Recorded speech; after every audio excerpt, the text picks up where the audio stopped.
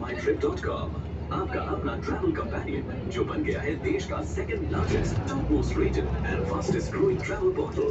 तो आज ही डाउनलोड करें ईज माई ट्रिप ऐप और लुत्फ उठाएं अमेजिंग डिस्काउंट्स का। Enjoy.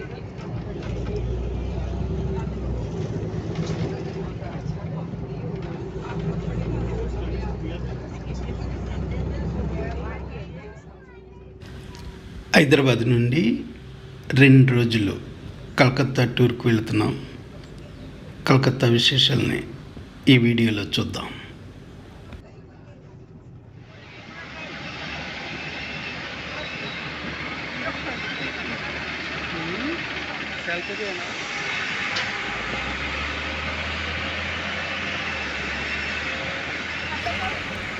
Beautiful Shamshabad airport runway morning చాలా అద్భుతంగా ఉంది.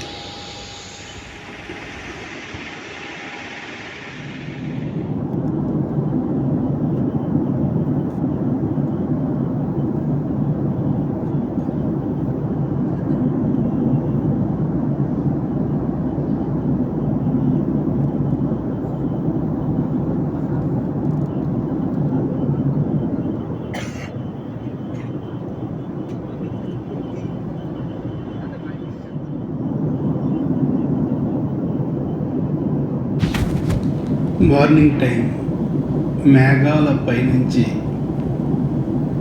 ఫ్లైట్లో జర్నీ చాలా చాలా బాగుంది.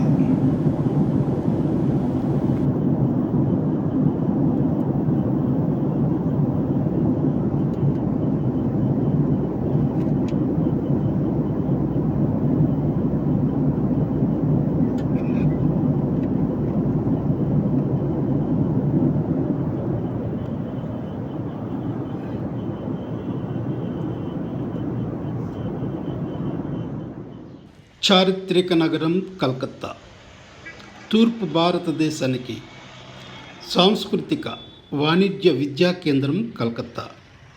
పురాతనమైన రేవు పట్టణం.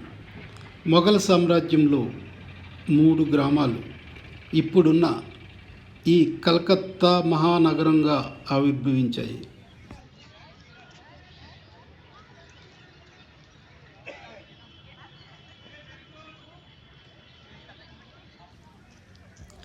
(1690) బెంగాల్ నవాబు ఈస్ట్ ఇండియా కంపెనీకి వ్యాపార అనుమతి ఇచ్చాడు.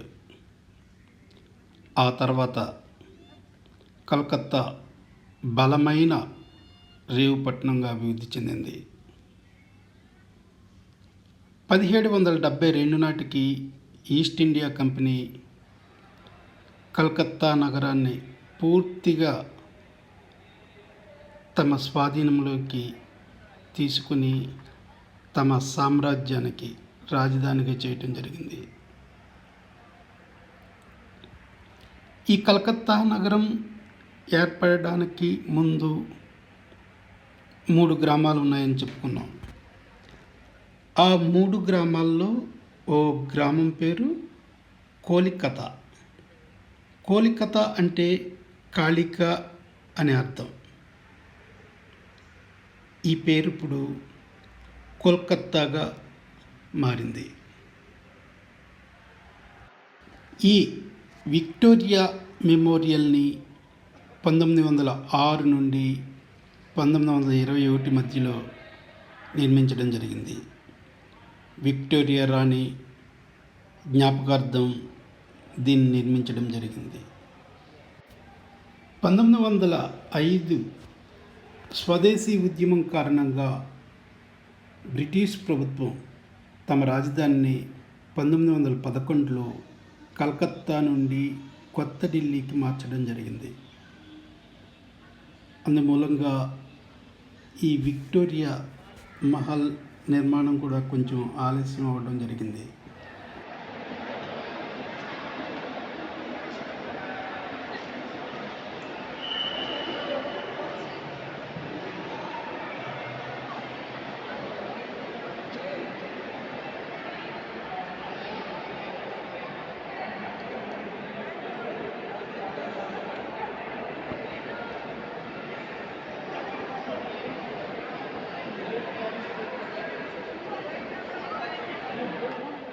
కలకత్తా మహానగరంలోనే ప్రముఖ పర్యాటక కేంద్రం ఈ విక్టోరియా మెమోరియల్.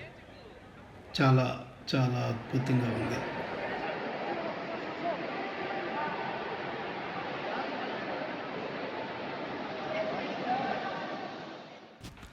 భారతదేశానికి ఎందరెందరో మహనీయులను అందించిన నగరం కలకత్తా నగరం.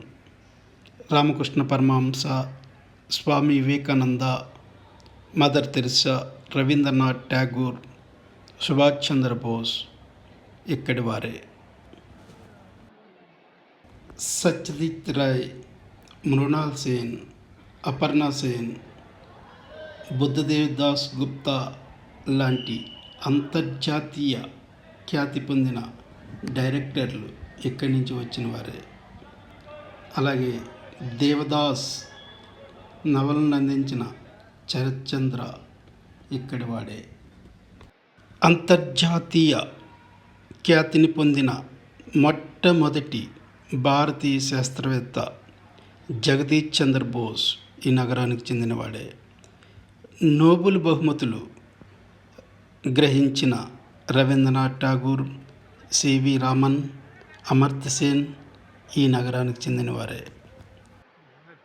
ట్యాక్సీలో వెళుతూ ఉంటే ఓ చోట ఓ కూడలిలో మహాత్మా గాంధీ, సుభాష్ చంద్రబోసుల స్టాట్యూలు ఉంటాయి. అవి రెండు సమాన హైట్లో చాలా అద్భుతంగా ఉన్నాయి. విశాలమైన ఈ విక్టోరియా మెమోరియల్ ప్రాంగణంలో టూరిస్టులు హాయిగా హాఫ్ డే ఇక్కడ విహరించవచ్చు. ఈడెన్ గార్డెన్ భారతదేశంలోని అతి పురాతనమైన క్రికెట్ స్టేడియంస్లో ఇది ఒకటి. 1864లో దీన్ని నిర్మించడం జరిగింది.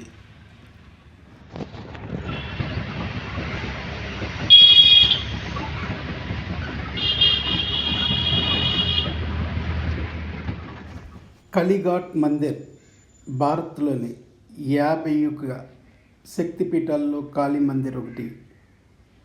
200 సంవత్సరాల క్రితం ఇప్పుడున్న టెంపుల్ నిర్మించడం జరిగింది.